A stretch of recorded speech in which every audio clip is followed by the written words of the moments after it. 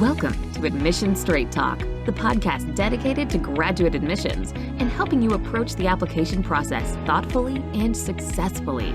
Your host is Accepted's founder and world-renowned admissions guru, Linda Abraham. At Accepted, our mission is to get you to that unforgettable moment when you read your acceptance email and shout, "Yes, I'm in!" Confident you'll be attending the perfect program to help you launch the career of your dreams. Welcome to the 380th episode of Admission Straight Talk. Thanks for joining me. There's a paradox at the core of MBA admissions, and it's hidden in plain sight. What is it? I'm glad you asked. Showing via your application that you both fit in at your target schools and stand out in the applicant pool. Accepted's free guide, Fitting In and Standing Out, the paradox at the heart of admissions, will show you how to do both. Master this paradox, and you are well on your way to acceptance. You can download this free guide at accepted.com/FISO. Again, that's accepted.com/FISO for fitting in, standing out. Our guest today has a fascinating background. He earned his bachelor's in physics and electrical engineering from the Technion in Israel, served in an elite unit in the Israeli military for 7 years in intelligence and cybersecurity, and then joined UCLA Anderson in 2016. After interning at Ernst & Young for the summer, he joined EY full-time in July 2018. While at UCLA, he was a student admissions ambassador and has leveraged that experience to guide applicants to top MBA programs, including MIT Sloan, Kellogg, Booth, Columbia, INSEAD, London Business School, and of course, UCLA Anderson. Chen, welcome to Admission Straight Talk. Thank you for having me. My pleasure. My pleasure. Delighted to speak with you. Now, can you just tell us a little bit about where you grew up and what you like to do for fun? Sure, yeah. So I grew up in Israel. Okay. Way far from here. and in Tel Aviv. Okay. City in Israel. Right. Recommend everyone who hasn't been there to visit. Okay. Obviously now, we're talking during the COVID pandemic, it's a bit difficult, but once that's over, highly recommend. What I like to do for fun. So I really like cooking a lot, and then Really? even more eating what I cook. Yeah.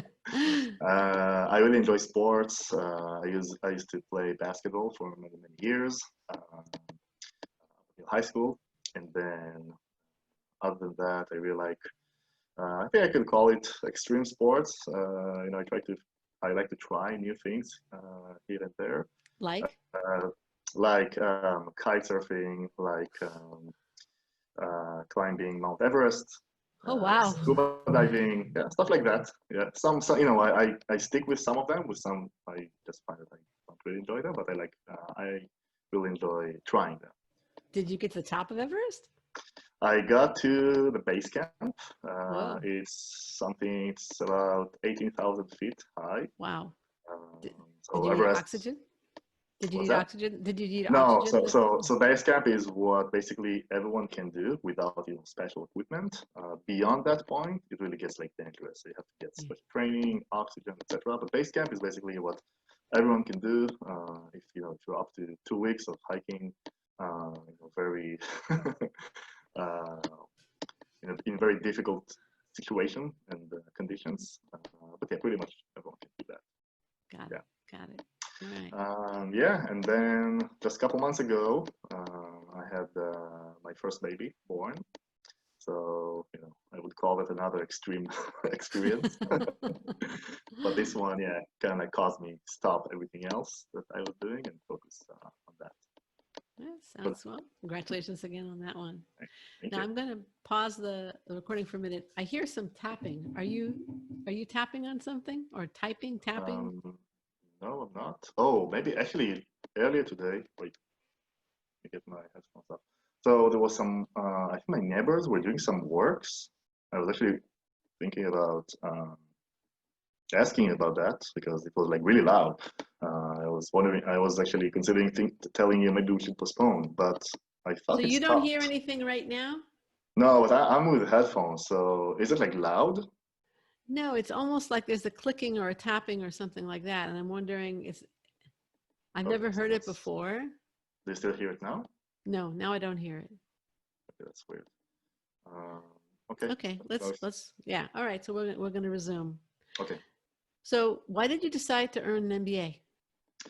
An MBA. So you mentioned I was in the military for a long time. Right.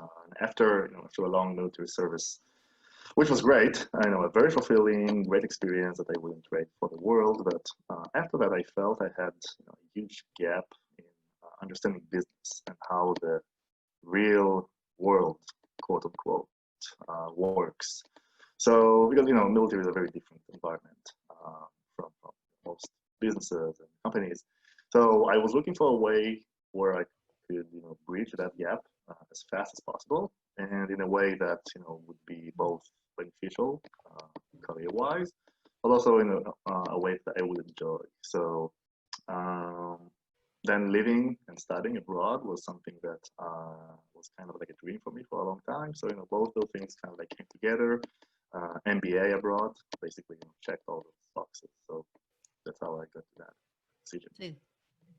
Okay, so you knew you wanted to go into business after the military, right? Yeah. Okay. Yeah. What was the hardest part of the application process for you as an applicant?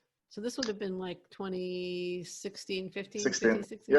Okay. Well, it's 15, 16. 15 was when I started thinking about that. 16 when I really started working on my application. So first of all, it actually took me some time to really understand what an MBA abroad, the US application was. I'll tell you a funny story. So, I realized I had to take the GMAT first. So I signed up for a GMAT course just for the English part. An engineer and studied physics. So I figured with the quant part, I'm gonna be probably okay. But I felt I did some polishing for my English skills. So I signed up for this class, and I remember on the first day, the teacher, it was me and like 3 other folks, and the teacher asked, "Have you started working on your application already?" And I had no idea what she was even talking about. I was nodding my head, "Yeah, I'm in the process," and everyone else was like, "Oh yeah, we started. We're working with someone." And I literally had no idea what she was talking about.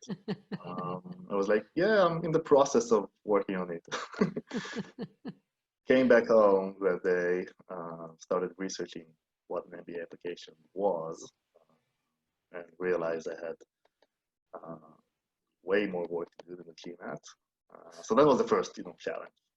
Then once I actually understood what it was, I realized, again, going back to my background, not coming from a business background, I realized, I can't talk about how I help my company grow revenue or improve its margins, Right. stuff like that. So that freaked me out a little bit at the beginning. And then lastly, since I was in intelligence in the military, there were Right. a lot of things I literally couldn't talk about, right? It was classified. So yeah, those were like 2 or 3 big challenges. How did you deal with them? So was a bit frustrated at first, like I mentioned, but then I started really diving deep into understanding how the MBA application process works and what admission committees are really looking for. And I learned that, they don't really care if you grew your company's revenue by 300%, even though it's great. They don't really care about that. What they really care about is, what are the underlying qualities, traits, behaviors that you demonstrated that actually made that possible, right? And, if your company's or organization's goals at the end of the day is not making money, like in my case, military. By the way, it's the same for any nonprofit, right? Right. But there's still a goal, right? Right. So once you frame all your actions and achievements around that goal, and you show how you helped achieve those goals and what are the underlying achievement behaviors, that enabled you to do that, that's what you're willing to do. And then I actually realized that, hey, I actually did have a lot of those fundamental ingredients that admission committees were looking for, like demonstrated leadership, ability to work in teams, lead teams, being an innovator or disruptor in a good way within your organization, leading change. I realized, yeah, those are stuff that I basically did throughout my entire career in the military. So once I realized that, and that clicked for me, it was much easier to actually convey my story in a proper Makes way. sense. Makes sense. A few months ago, I got together with some people I haven't seen in years, and some people that we are more in touch with. And the husband in this couple was in the U.S. military, I think, as a chaplain, as it was, for about 30 years.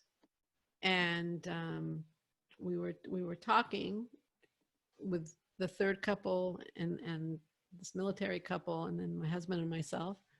And it just so happened that the third woman was giving a talk to a bunch of military wives, and her husband and she do not have a military background. And so she really wanted to understand more the culture in the US military. And the woman whose wife had been an Army chaplain was explaining that in the military, at least the US military, and I suspect it's the same in the Israeli, it's the mission that's paramount. Yep. You talk about in terms of goal, but Yeah. she talked about in terms of the mission. And that, whether you're the spouse or the soldier, whether it's male or female, it's the mission that's paramount and that counts above all else. Exactly. And that's, whether it's revenue in business or number of people served for not-for-profit or money raised for not-for-profit, that's kind of what it boils down to, mission. Exactly, vision, and then so once you realize that, and you just frame all your actions and achievements around that mission, and it's clear, and you clearly show what you did to get the organization closer to that, to achieving that goal, that mission. That's basically what you need to do. All right. So you were accepted to UCLA. You decided to go to UCLA. What were the best parts of your experience as a UCLA MBA Anderson student? So yeah, UCLA. I think first and foremost, I would say the people. Kind of sounds like a cliche, but probably everyone would say that about the school they went to. But and maybe it's true, but that's my experience at UCLA. So the people, and especially the student body, UCLA Anderson has this motto of share success, and I think it really resonates. So just when you walk in, you can really feel that. When you talk to people, you really feel that. And then I felt that as a candidate, and then even more so when I actually got accepted. Just to give you an example, there is a very robust system of second-year students helping first years prep for interviews, job interviews when they're recruiting, and you would be amazed to see those second years completely, on a voluntary basis, dedicating hours and hours, to coach and guide first years during the recruiting process, which is very stressful, as you probably know, and it's really amazing. And I had friends in other schools. It's really not the case everywhere. And it's something very strong in the UCLA Anderson culture. Second thing I would say is, being such a key institution in the LA metro area. It's the biggest school in this area, in the city, and this really attracts so many things, so many events, so many things are happening. It's really exciting to see have those key speakers, CEO from a great company just coming. You didn't even hear about that in the beginning, but then you just find out that in the next door, in the classroom next to where you're sitting, there is now the CEO of Disney just giving a talk about something. Right. And this happens on a daily basis. So that was really great to be able to be in that key institution. And then the third thing I would give to the staff and faculty for being super attentive and supportive of the students, of all the student needs. I can just give you two quick examples from my time. Actually, one was from my time, the other is relatively new. Uh, Based on student feedback, when you come in as a new student, especially in your first quarter of school, there is Anderson is a quarter system. I guess it's the same in semesters, in semester system as well. The first quarter is very, very busy. There's so much going on, and it's really, you just feel you're like drinking from a fire hose.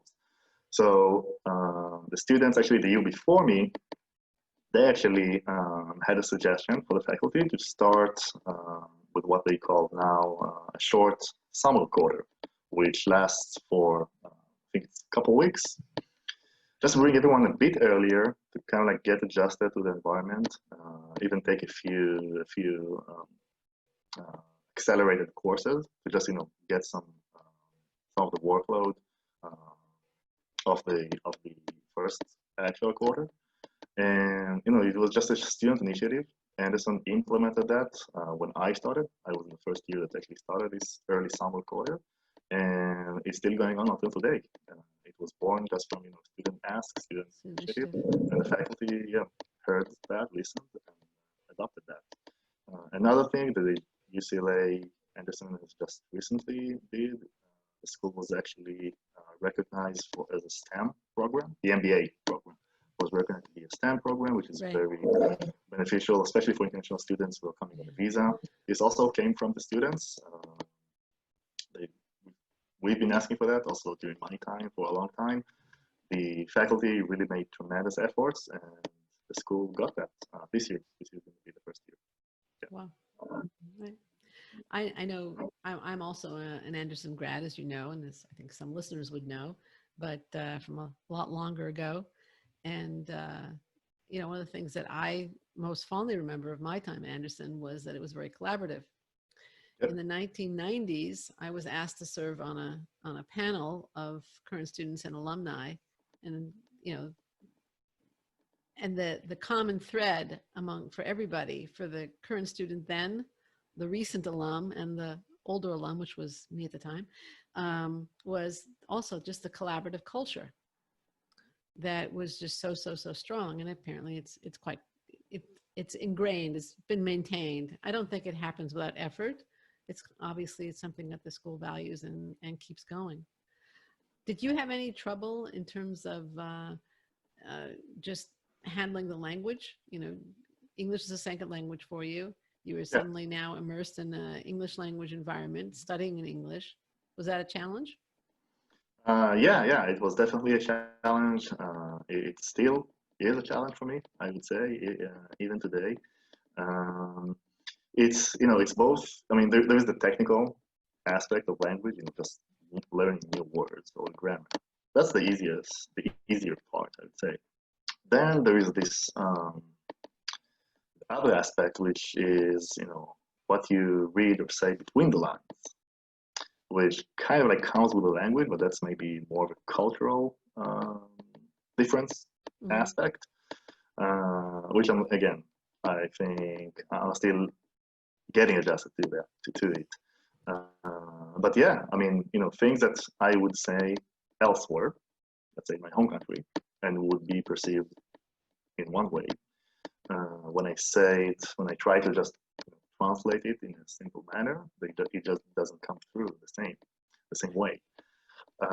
So yeah, that's definitely a challenge. I think it's one of the big challenges that international students face in general, coming to the US, earning an MBA, or just working here, living and working here. Yeah, definitely a big challenge that is still with me until this very day. Well, I'm sure it's getting easier at this point. Yeah, it's getting better, obviously, and yeah, it's definitely getting better. But it's funny because I think the more I learn, the more I understand how much I actually don't know. Because when I first came here, I felt, oh yeah, my English is so great. I even took this English GMAT class, and it's only when you come here and you realize the more you know, the more you understand how much you actually don't know. And I think it's true for many other things as well in life. Right. Well, I think it's also language. Language is partially cultural, so you may know the language very, very well, but you also have to learn the culture, and that makes things kind of interesting. Exactly. But, what could have been improved at UCLA Anderson? Oh, so at UCLA, I think one thing that can be definitely improved. So UCLA, like many other schools, have a few different MBA programs on top of the full-time. There is part-time for people who work. There is the executive MBA program, and then there's multiple others that are more focused from a functional perspective. So I think what UCLA can do better is combining those or encouraging collaboration between those programs. At least when I was there, I felt each program was kind of like a silo, separated silo. There was not a lot of interaction between the programs, and I think there's a lot of potential in if those programs can have better collaboration and interaction between them. Because just an example, for a full-time MBA student, one of your main focus is getting a job, right, at the end of your when you graduate, and then you invest so much time and effort trying to network with people from those companies you're targeting, and calls on LinkedIn, email, stuff like that. And then it's very likely that next to you on the other classroom, there's at least one guy, maybe probably a few guys from that very company that you're targeting that are so easy to reach. You just don't know them that well. So this is just one example. So I think, enhancing the collaboration, the connection between those different MBA programs is something that has a lot of potential. Right. I think there's one program in particular that I'm thinking of that allows the students in different programs to mix a lot, actually encourages it very strongly. But I think you're making a good point. I think it's actually fairly uncommon to allow that mixing, but it is a good suggestion. Now you mentioned in terms of special challenges that you faced as an international applicant and student. One is, as an applicant, was just lack of familiarity with the process. And as a student, obviously coming to a new culture, even though you were familiar with the language, the cultural implications when you speak the language are there. They make it different. Were there other challenges that you faced as an international applicant and student? Did you have any visa challenges, let's say, when it came to getting your job post MBA? How did you deal with them? Yeah, so visa-wise, I was, especially in today's environment, it's getting harder and harder for international students, especially from specific countries. Yeah, I went through all that process. You start with a student visa, either an F visa or a J visa. That's what most international students get, and then you want to advance to an H-1B visa post graduation, and then hopefully a green card. And then I had quite a difficult time getting the H-1B. Obviously stressful times. I was fortunate to be at a company that was very supportive of me throughout the process. Eventually, it did work out, but unfortunately, I do have friends that it didn't work out for them, even in my own company. And they just had to leave. Visa expired. It's unfortunately it is one of the risks I think that international students should take into account in this equation. Hopefully it gets better. I think we're past the the worst point. That's just my opinion. Maybe I'm wrong. Now with everything going on, who knows? I just felt when it was my most difficult time, I felt it was like the rock bottom.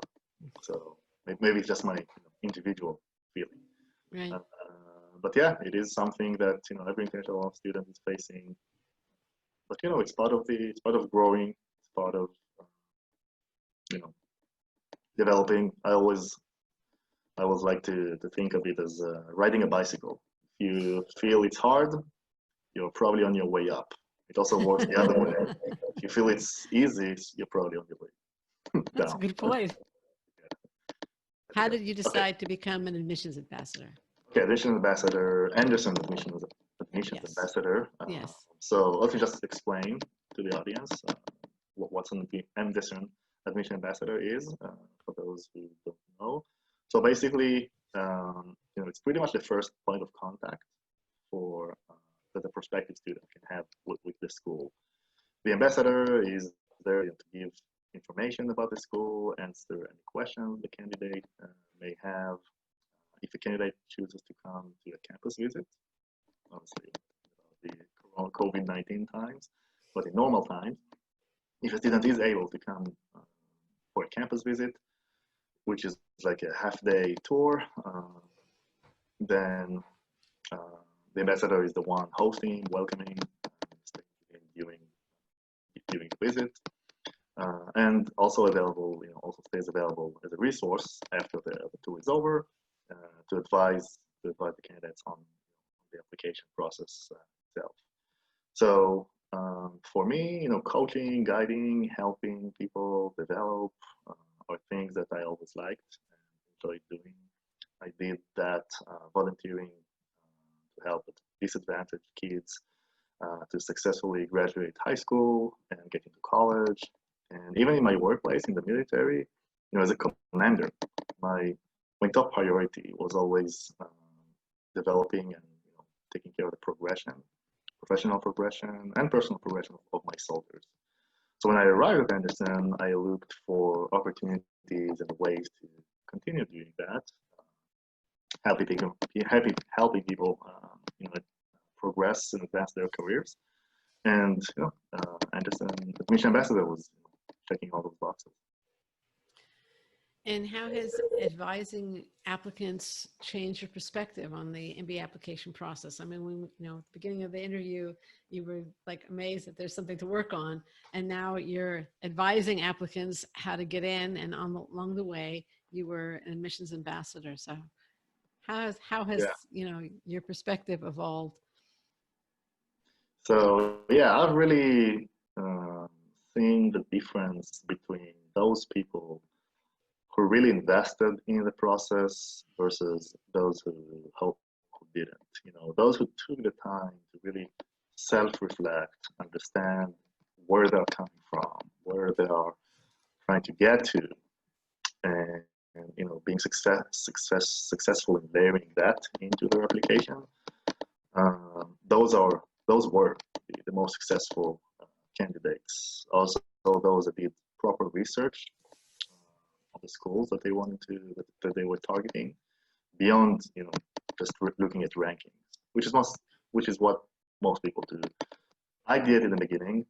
I'm not saying that rankings are not important, but it's not the only thing you should be looking at.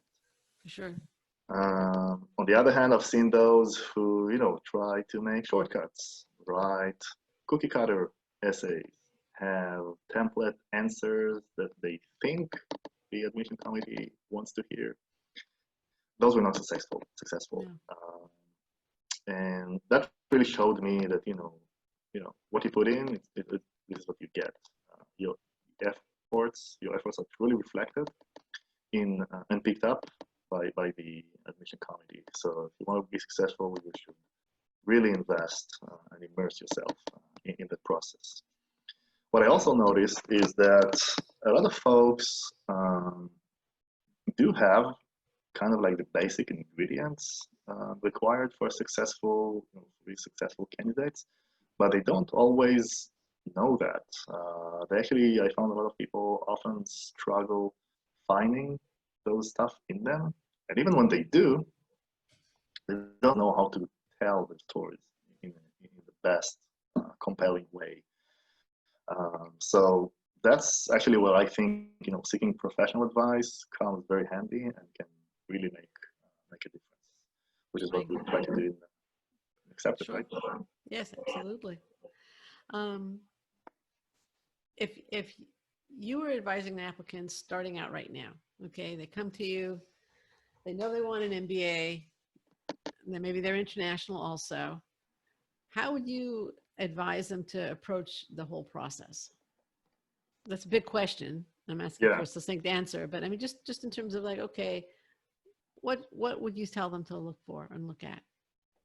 So first of all, if it's just someone who's at the very beginning of the process, my first and foremost recommendation would be really try to understand why you want to get an MBA, what you want to get out of it. If you do that, you actually benefit twice because there is such a vast array selection, right, of schools. If you really do that, you'll first be able to narrow down the list of schools that are relevant for you. That's going to save you a lot of time and money applying to schools that are not relevant for you. And then if you also do that, it will really be a crucial part of your essays, right? Some schools even ask those very questions. Right. Why do you want to get an MBA? What are your future goals? Why here? Why here? What are you trying to get out of it? So taking the time, investing that time in advance, I think really goes a long way. Then I also touched a little bit on it before, but you really want to show each school that you really made candid effort to get to know that school that you're applying to and what makes it unique. You really want to get personal with the school, right? If you may. Think about the difference between a template email and a personalized one, right? People are smart. People can tell when they get template email, even if you just change the name at the top, right? Right. Versus a personalized email. So admission officers are very smart, experienced people. They can pick up on those things. So to be successful, you really need to make candid effort and research on the schools that you're targeting, and not just try to wing it. This is my experience. This just doesn't work. I think that's excellent advice, for sure.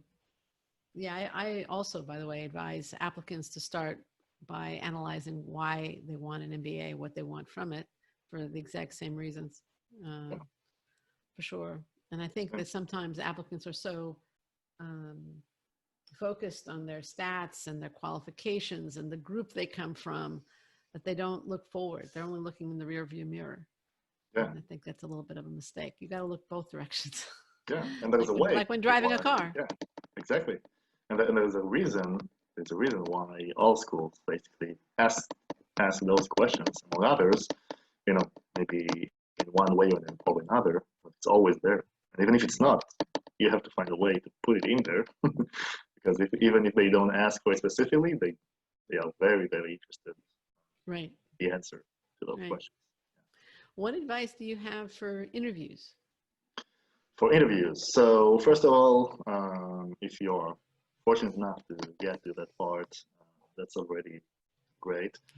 There are some schools that there are some exceptions. There are some schools that interview everyone, putting those aside for a second. But for most schools, for the most part, if you get an interview, that's already like a very good sign. Right? That shows the school likes you. You did something right. Now it's just how to make this final step to make it a home run. My best advice would be know your story.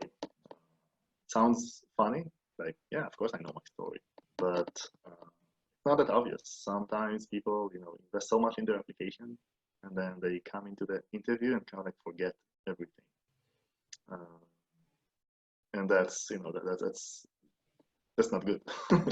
You really need to know your story and being able to convey it both on paper, which you do in the application, but also in person when you're talking to someone. Right. So my advice would be maybe the night before your interview, go over all your application materials. It's not always the case that the interviewer actually gets all of it. Sometimes they only get the resume. It depends who the interviewer is. Sometimes it's alumni, sometimes admission officers, so they obviously know everything that you've submitted. But you should know your story, right? So just, the night before, just go over all your application materials, everything, not just essays, resume, even all those little boxes and fields that you filled in the application form. So you're more comfortable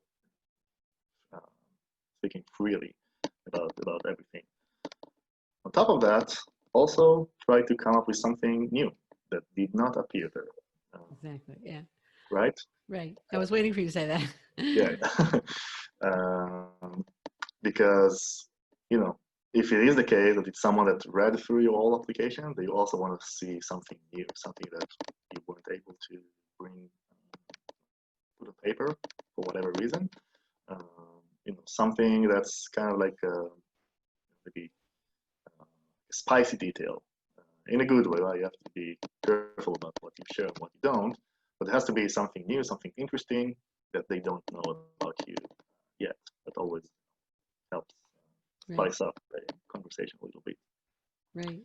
And last thing, have general bullet points in your head, but don't try to memorize sentences. That's always a recipe for a disaster, because then you forget the word here and forget the word there, and then the entire idea gets disappeared. So just have those, broad bullet points, high-level bullet points and stories and themes in your mind, but don't try to memorize full entire paragraph. Right, for sure. Yeah, I like to, if the interview is blind, in which case, as you said, the interviewer only sees your resume, you have more leeway, but you should still bring something that isn't from your application, preferably something that happened more recently that they couldn't know. If it's not blind, in other words, if the interviewer has been thoroughly through your application, then it's still good if you can say something new that they haven't seen before. And actually, I think it's even better if the more that you do that. But, right. What do you wish I would have asked you? I wish you would have asked me, what's the most common question I get asked by clients. Okay, what's the most common question you get asked by clients? So, thank you for asking. So yeah, it's almost always the first question that comes up. It's basically a combination of those three questions I'm gonna say. It's, what are my chances? Can I get to school? Y, Z, Z. Can you get me there? Yeah. And my answer is always, I can't give you a percent chance, unfortunately. Honestly, no one can. And if someone tells you otherwise, I would suggest you stay away from them, because that only shows you that they have no idea what business they're in. It's true. It's kind of like asking, am I going to be successful in life? No one can tell you that, right? But I can tell you this: every successful person will tell you that they had great people helping them, advising them along the way. So what I can do is be that person for you and help you get where you want, using all the experience and knowledge that I have, just like I've done with a lot of my past clients. Great. Yeah. Sounds good to me. That's true. I've many times told people that, again, I've been doing this for 26 years, so I have lots of experience. I can't, quote unquote, get somebody in. I can't give a percentage number in most cases without just picking a number out of the air. But I can support the person as they get themselves in, the applicant as they get themselves in. That's basically what we do. And I love doing it. So that's great. In any case, me too. Yeah. Chen, this has been wonderful. Thank you so much for joining me today. I've really enjoyed talking to you. Listener, thank you too for tuning in. You can learn more about Chen on his bio page at Accepted. I'm going to link to it as well as to his contact page and to other relevant resources from accepted.com/380. A quick reminder, master the paradox at the heart of graduate admissions by downloading our free guide, Fitting In and Standing Out, the paradox at the heart of admissions. You can grab your copy, accepted.com/FISO. Again, that's exhibit.com/FISO. If you found this show helpful, I have a favor to ask. Please share your thoughts on iTunes. There's a link in the show notes to our Apple podcast page where you can leave that review. There are also links to Spotify and other podcast sites where you can, if you prefer, drop that review or also drop that review. Doing so helps potential listeners find us and is very much appreciated. This is Admission Straight Talk, produced by Accepted, and I am your host, Linda Abraham. I'll talk to you again next week.